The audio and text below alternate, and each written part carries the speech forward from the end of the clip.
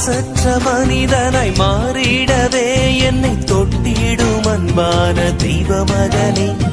மாசற்ற மனிதனாய் மாறிடவே என்னை தொட்டிடும் அன்பான தெய்வ மகனே. சாட்சியாய் பகர்வேன், பாட்டாக படிப்பேன், நீ செய்த நன்மைகளை நாள்தோறும் நினைப்பேன். சந்தோஷமும் சமாதானமும் தொட்டாலே உண்டாகுமே. சந்தோஷமும் சமாதானமும் தொட்டாலே உண்டாகுமே. என் தேவனே என்னை தொடும், கைவிடாமல் காத்திட